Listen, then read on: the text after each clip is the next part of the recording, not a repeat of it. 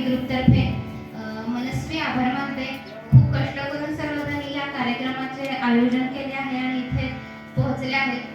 त्यामुळे कार्यक्रमाचा आस्वाद घेण्यासाठी मी प्रथम ईशा स्तवनाने कार्यक्रमाची सुरुवात करते.